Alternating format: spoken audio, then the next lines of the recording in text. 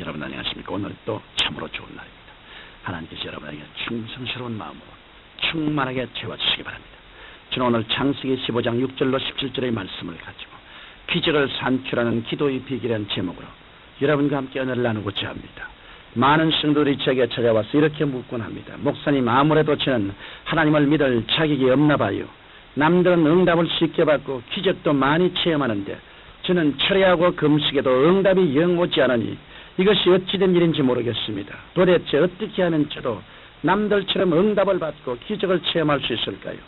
제가 이와 같은 질문을 처음 받았을 때 얼마나 안타까워했는지 모릅니다. 그래서 하나님께 간절히 기도하고 나서 하나님의 말씀을 주의 깊게 살펴보았습니다. 그런 가운데 창세기 15장을 읽어가면서 갑자기 전기에라도 감전일 것과 같은 전율에 쌓이게 되었습니다. 그 이유는 아브라함이 하나님께 번제를 드린 방법이 바로 기적을 산출하는 기도의 본보기로서 조금도 손색이 없었기 때문인 것입니다. 그러므로 저는 이 시간에 창세기 15장의 말씀을 통해서 저와 여러분들의 생활에 적용할 수 있는 기도의 비결을 말씀드리고자 합니다. 창세기 15장의 내용을 하나님께서 아브라함을 밤중에 불러내셔서 밤하늘에 반짝이는 뭇별을 보게 하신 후에 그의 자손이 하늘의 별과 같이 많게 될 것이라는 약속을 주신 데서부터 시작합니다.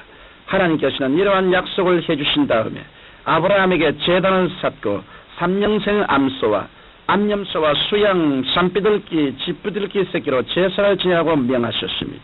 그러자 아브라함은 말씀에 순종하여 짐승들의 속을 쪼개고 나서 내장을 꺼낸 후에 그들을 다시 맞붙여 놓았습니다.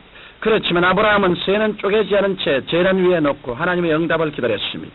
그러자 연기가 피어오르는 풀무가 보이고 타는 횃불이 쪼갠 짐승 사이로 지나갔던 것입니다. 여기에 바로 열쇠가 있습니다. 즉 재물을 쪼갤 때 하나님의 응답의 불이 임했다는 것입니다. 그러므로 우리의 기도, 우리의 재물이 하나님께 연락드리면 쪼개을 받아야 하는 것입니다. 그러면 쪼갠다는 것은 무엇을 의미하는 말일까요?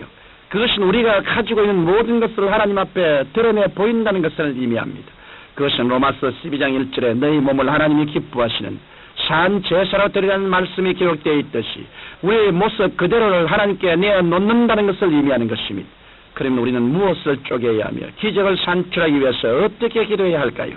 첫째로 우리는 기도할 때 우리의 죄를 먼저 쪼개놓아야 그리고 회개해야 합니다. 더럽고 추하고 버림받아 마땅한 죄인의 모습 그대로를 하나님의 거룩하신 보좌 앞에 내놓아야 하는 것입니다. 왜냐하면 죄는 하나님과 우리 사이를 가로막는 담이 될 뿐 아니라 사람과 사람 사이를 이간시키고 나중에 가시는 개인의 인격까지 분열시키도록 하기 때문인 것입니다. 우리가 이처럼 우리가 지은 죄를 하나님 앞에 쪼개어놓고 회개할 때 요한일서 1장 9절의 말씀과 같이 저는 미쁘시고 이로우사 우리 죄를 사하시며 모든 불의에서 우리를 깨끗게 하실 것입니다. 그러면 우리는 어떤 죄를 어떻게 회개해야 할까요? 회개할 때는 내가 아는 죄를 하나씩 들어가면서 구체적으로 쪼개어가는 것이 필요합니다. 그리고 나서 저희가 지은 줄조차 모르는 죄를 깨닫기 위해서 성경 말씀에 비추어 보아야 할 것입니다. 왜냐하면 성경 말씀은 마치 우리의 모습을 비추어 주는 것과 같이 우리의 죄를 깨달을 수 있도록 해주기 때문인 것입니다. 우리가 이처럼 하나님의 계명을 통해서 우리의 마음속에 감추어진 죄를 깨닫고 이를 쪼개어 놓을 때 하나님의 성령의 불이 우리 속에 지나가심으로 말미암아 우리를 정결케 하셔서 우리가 하여금 기적을 산출하시는 신앙인이 되게 해주시는 것입니다. 둘째로 하나님께 죄사함을 받았으면 우리도 우리에게 죄지은 자들을 용서하는 마음을 가져야 합니다. 마태복음 18장 21절로 35절에 보면 이에 대한 좋은 비유가 기록되어 있습니다. 그것은 임금님으로부터 우리나라 돈으로 환산할 때 약 90억 원에 해당하는 1만 달란트의 빚을 탕감받은 종이 자기의 고작 180만 원에 불과한 100데나리온 빚진 자를 옥에 가둔 이야기입니다.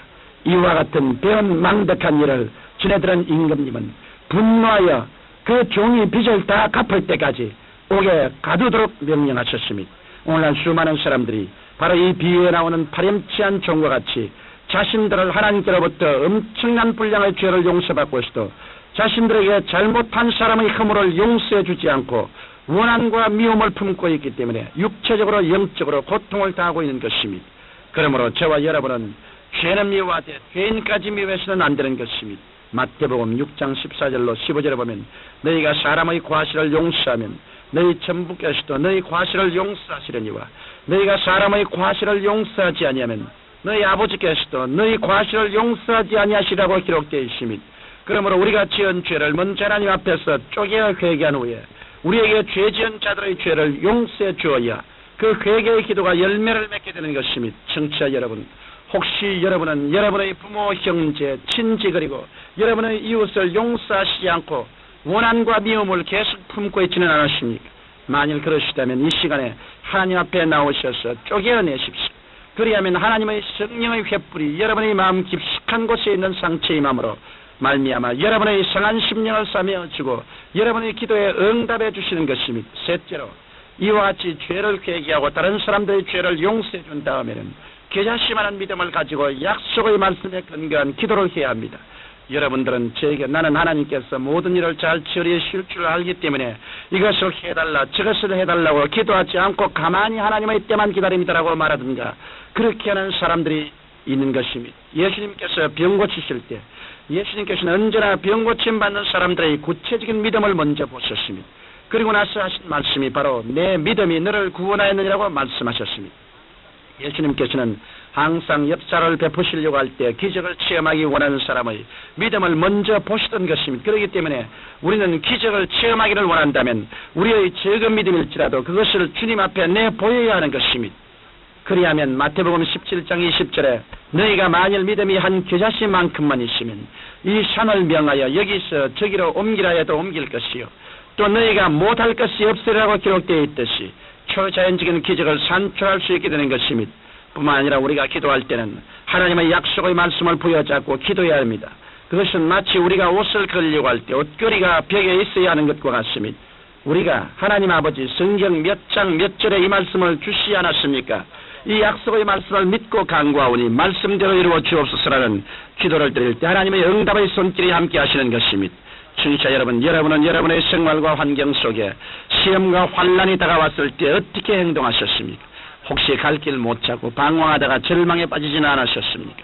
다시는 방황하지 말고 먼저 여러분이 지은 죄를 회개하시고 그 다음 이웃의 죄를 용서하시고 기하시만한 믿음을 가지시고 약속의 말씀 위에 굳게 서서 기도를 드리시기 바랍니다.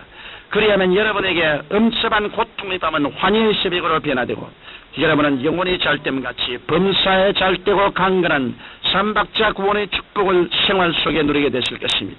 사랑이 많으신 아버지, 진실로 우리가 기도하는 법을 깨닫게 하여 주옵소서. 그래서 올바른 태도와 방법을 가지고 기도함으로 하나님의 응답을 받아 승리하는 삶을 살게 도와 주옵소서. 예수님 이름으로 기도합니다. 아멘.